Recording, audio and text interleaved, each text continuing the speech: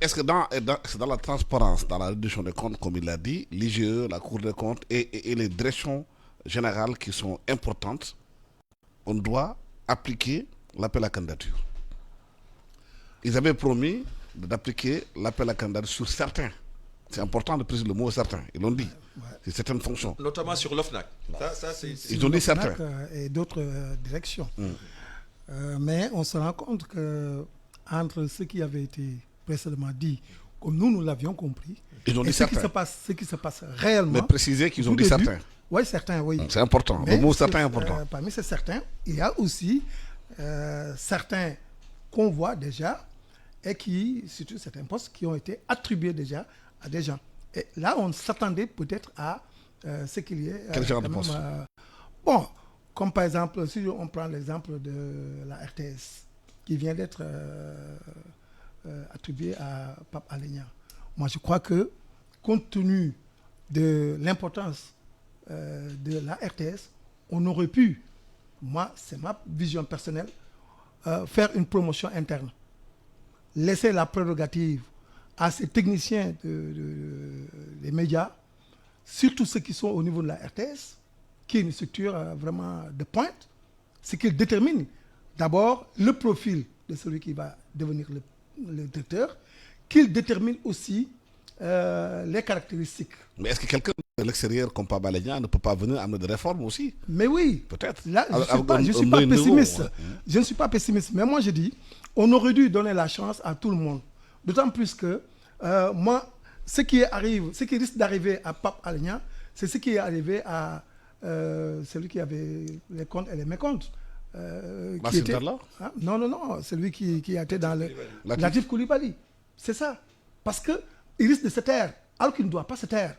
Il aurait dû rester dans sa position, comme il l'avait fait au temps de Macky Sall, au tout début. Vous voyez, il était vraiment engagé dans l'opposition. C'est Sénégalais aussi qui doit exercer. Oui, mais maintenant, tout le temps il faut chercher, parce qu'après Latif Coulibaly, on a vu Pape Alé Niang.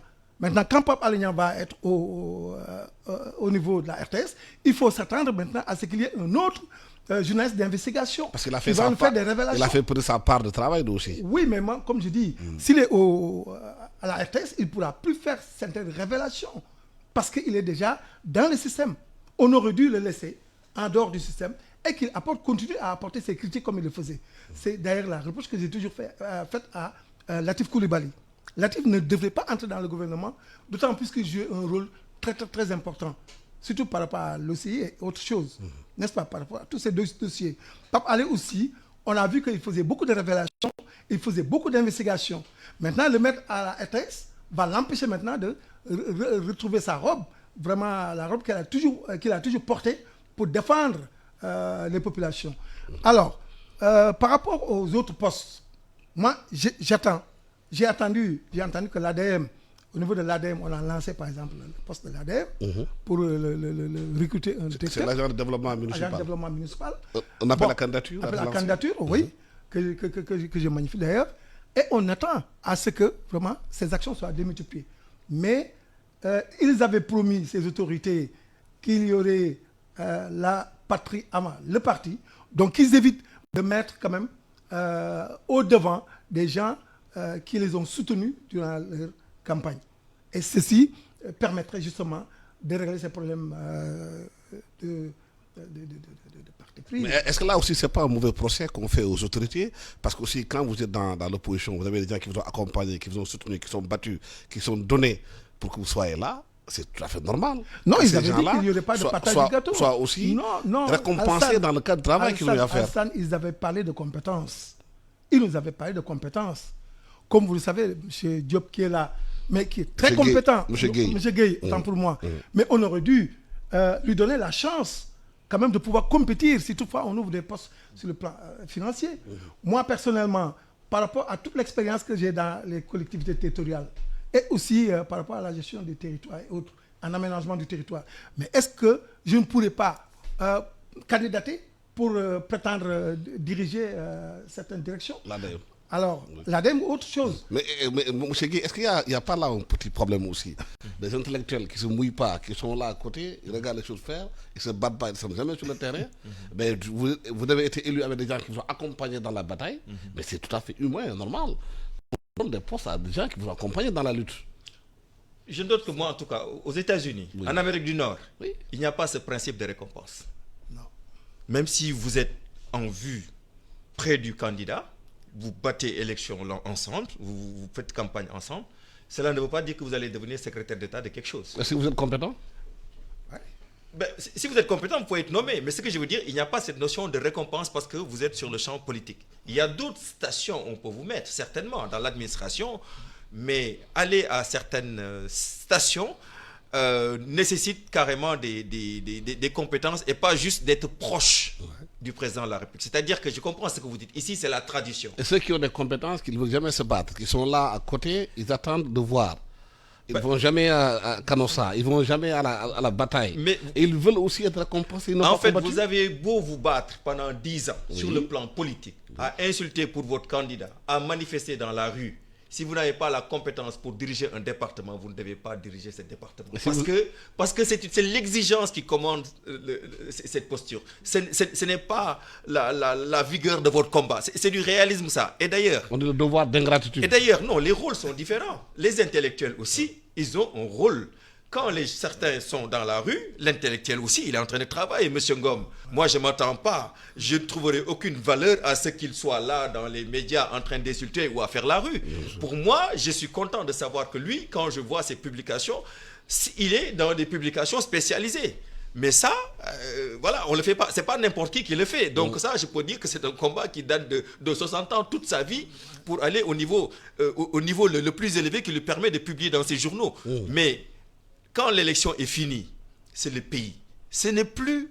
Le problème, ce n'est plus de récompenser ceux qui ont gagné.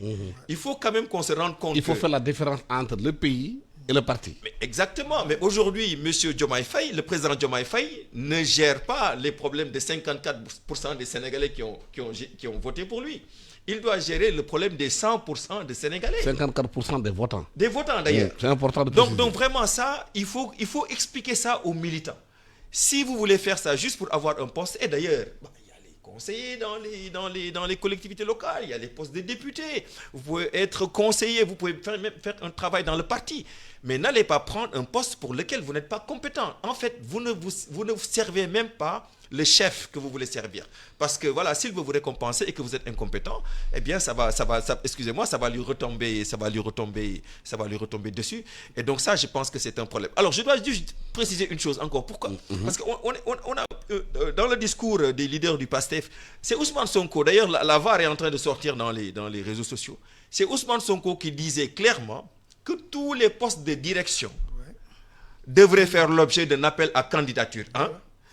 Qui disait clairement aussi, le jour où il présentait son livre Solutions, qu'il ne faut pas nommer des gens du fait d'accointances politiques.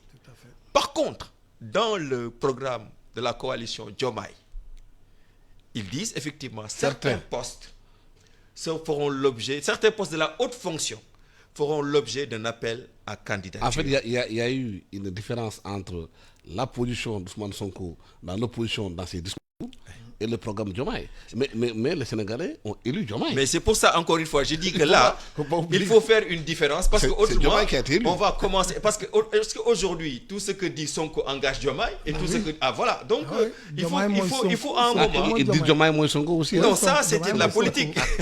Voilà, je pense qu'il faut éviter ça. Sinon, on risque d'être dans une confusion qui risque d'être préjudiciable aussi bien aux autorités qu'à la compréhension des citoyens. Dans l'exercice du pouvoir, les premiers mois, il faut quand même comprendre qu'ils n'ont pas fait 2 mois, ils viennent d'arriver, c'est vrai. Comment on apprécie les premiers actes qui sont posés? Bon, moi, je crois que les premiers actes qui sont posés rassurent, d'autant plus qu'ils veulent, coûte que coûte, tenir vraiment leurs promesses. Les promesses qu'ils avaient tenues aux populations. Les populations attendent. Heureusement que mis à part peut-être ceux de l'opposition, c'est tout à fait normal, qu'ils commencent déjà à s'agiter. La population, pour le moment, elle est très calme. elle est là et elle attend. Attention, on a quand même vu, Oui. on a quand même vu des manifestations, Non, les à manifestations. la Padoie. Ouais, à la Padoie, La mairie gérée par les militants du PASTEF, où Oui. les jeunes ont refusé de déguerpir les marchands ambulants. Ouais, Ils tout ont commencé à parler, attention. Oui, non, ça c'est quand même... des remous. Oui. Mais vous voyez, c'est des signes. politique. Parce que tantôt on l'a attribué au maire de la ville de Dakar, tantôt on dit que c'est le maire de Padoue, tantôt on dit que c'est Sonko. Donc ce qui fait que, évidemment, l'opposition aussi ne laissera pas les nouvelles autorités la paix de pouvoir gouverner comme cela se doit. Parce que elles aussi, lorsqu'elles étaient dans l'opposition, ils ont toujours agité.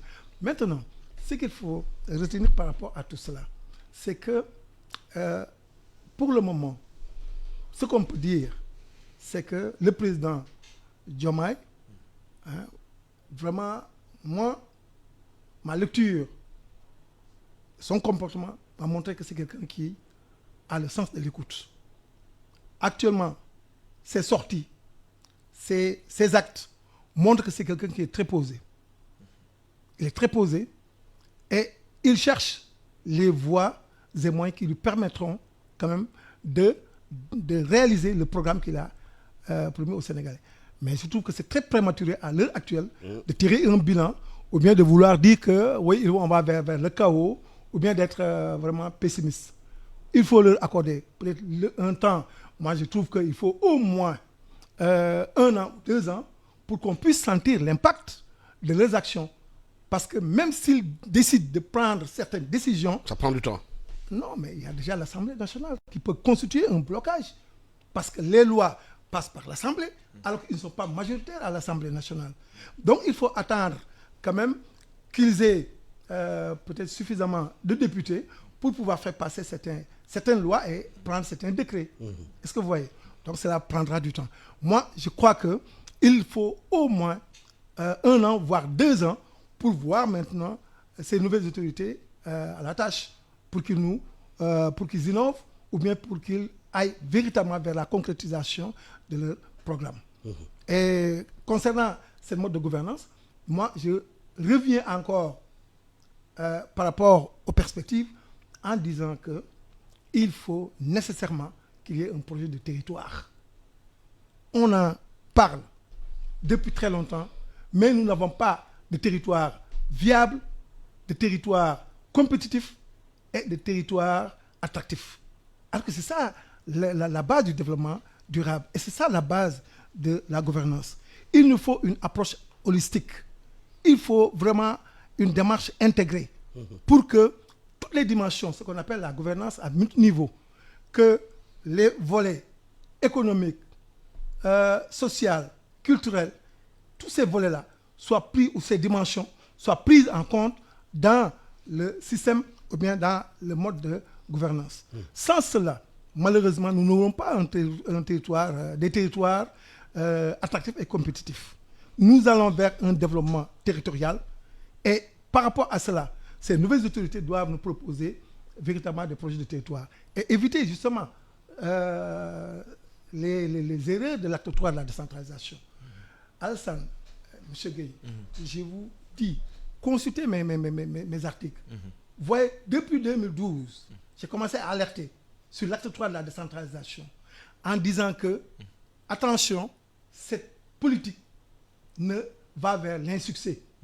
Cette politique ne peut pas réussir parce qu'on parle de la territorialisation des politiques publiques, mais on ne maîtrise pas le territoire. Il faut redessiner la carte du Sénégal, tenir compte justement de ces zones écogéographiques pour nous amorcer des dynamiques allant dans le sens de ce qu'on appelle la détermination des filières dominantes. Mais le constat qu'on fait, c'est que les politiciens découpent le pays en fonction de leurs intérêts politiques. Mais il faut éviter ces découpages politiciens et consulter justement les géographes, les sociologues, les juristes, les anthropologues. Les anthropologues. J'étais récemment à Thiès dans le cadre d'un colloque sur le foncier et ce que j'ai dit à mes amis juristes, c'est que le foncier, tout comme l'aménagement du territoire, peuvent être des concepts transversaux. Il faut éviter de dire que ceci appartient exclusivement aux juristes ou bien ceci appartient exclusivement aux sociologues. Il faut vraiment un ensemble, intégrer les géographes, les historiens, les juristes et même les techniciens, parce qu'on a été à l'UFR ici. Et qu'est-ce qu'on a vu? Les gens de l'UFR ici nous ont présenté vraiment des plans cadastraux extraordinaires. C'est pour dire que c'est un ensemble. Pour avoir un territoire viable, il faut nécessairement qu'on ait une approche holistique. Faire en sorte qu'on intègre toutes ces interactions, surtout par rapport à certains domaines, pour réussir notre territoire. Le développement territorial, c'est ça qui doit être véritablement la base, la politique de nos nouvelles autorités. Corriger les déséquilibres, parce qu'il y en a, Alassane. La macrocéphalie constitue aujourd'hui un frein au développement. On a investi des milliards à Dakar, alors que dans les autres régions, il n'y a rien. C'est ce que Gravier disait en France, qu'on a Paris et le désert français. Lorsqu'il a dit, automatiquement, il y a une politique de métropolisation. Ce qui fait que tu sois à Lille, à Marseille ou bien dans d'autres régions, c'est comme si vous sentez à Paris. Mais ici, tant qu'on n'est pas à Dakar, alors on est vraiment dans une région désertique. Donc, comment faire pour lutter contre ces inégalités territoriales? Moi, je crois que ça doit être aussi la base et le combat même de ces nouvelles autorités. Bizarrement, Dakar, l'un des rares quartiers où tu peux vivre pendant au moins 1 mois sans sortir, c'est les maristes. Vous avez tout au mariste ici à Dakar. Vous pouvez être au mariste pendant 2 mois, vous ne pouvez pas sortir, tous les services sont sur place. C'est extraordinaire comme quartier. Mais je voulais aller dans les premiers pas posés par le président Diomaye. Il est parti voir les chefs religieux, discuter, échanger, on a vu comment son comportement. Mais est-ce que il parle d'indonésisation de l'économie? On a vu les premières personnes qui sont venues le voir à l'étranger de l'Union européenne. Est-ce qu'on n'est pas en train de voir ces pays se réajuster par rapport au Sénégal, dans la prospective anticipée pour aujourd'hui encore remettre en place le système qui caporalise le pays? Oui, bon, il faut quand même reconnaître que le Sénégal fait partie du monde. Où nous avons des relations, des accords avec l'Union européenne, ne serait-ce que par exemple dans le domaine de la pêche. Or, le gouvernement a annoncé dans son programme que dès qu'ils vont arriver, ils vont suspendre les accords de pêche. Ne serait-ce que ça. Mais l'Union européenne a de s'adapter. Oui, c'est pour ça, si j'étais Louis Michel, j'attendrais pas un jour de plus pour venir. Et il l'a fait. Si vous annoncez que dès que vous arrivez, vous allez suspendre les accords de pêche, avant que vous preniez le décret, je vais venir. Donc ça, c'est juste un exemple. Et puis il y a plein d'autres éléments. Non, moi, je suis rassuré. Je me dis en tout cas que on a des autorités, de nouvelles autorités, qui sûrement, en tout cas, savent qu'il y a une vraie légitimité, il y a une vraie demande de changement. Donc, elles ne vont pas être timides pour tenir un pouvoir de négociation, pour défendre crânement les intérêts du Sénégal. Mais toujours par réalisme, on va continuer de commercer et d'avoir des échanges avec tous ces pays. Donc, vraiment, ça aussi, je pense qu'ils feront preuve de raison et de réalisme. Alors, moi c'est pour ça, dans le cadre des actions symboliques, je pense que l'action symbolique forte qui aujourd'hui devrait donner suite à ce plaidoyer de M. Ngom, ce serait que M. le Président commence une tournée régionale. Parce que moi je reviens de Saint-Louis, mais je dois dire que quand vous voyagez, le vide que vous constatez, vous vous dites mais ce n'est pas possible que tout cet espace inexploité, non valorisé, il faut vraiment venir chaque fois, mais autant de fois vous irez, autant de fois vous serez choqués. Donc vraiment, je pense que d'un point de vue symbolique, ne serait-ce que pour cette priorité qu'ils ont énoncée eux-mêmes dans leur propre programme de mettre en place des pôles territoriaux, et même de la nécessité, parce que si vous voulez changer ce pays, vous ne pouvez pas le faire en changeant juste Dakar. Peu importe que vous mettiez 20 BRT, c'est en changeant l'ensemble du pays que vous pouvez localiser, faire que les populations restent sur le plan local, et c'est l'intérieur du pays, ce qui contient 54% de la population. Donc moi, s'il y avait une invitation à faire en relation avec la mise en exergue de cette option territoriale, ce serait qu'il commence une tournée vraiment sur l'ensemble des régions pour constater, entendre les populations, et parce que ça, il faut quelquefois aller sur le terrain, constater vraiment pour vraiment peut-être donner un peu plus de chair et de réalité aux propositions. Et pendant la campagne électorale, on n'a pas eu le temps aussi de voir, exactement, de visu voilà, ce qui se passe sur le terrain. Donc là, et quand vous faites campagne à l'entrée du pays, vous voyez réellement ce qui se passe. Et parler avec les populations, pas parce que vous voulez les convaincre qu'ils votent pour vous, mais qu'ils vous disent qu'est-ce qui est important pour eux. Si vous allez voir les éleveurs, qu'ils vous montrent où est-ce qu'ils versent leur lait parce qu'ils n'ont pas d'entrepôt, allez-y voir, parce que voilà, vous expérimentez la réalité et ça vous permet de décider en connaissance de cause. Le temps qui nous est imparti est terminé.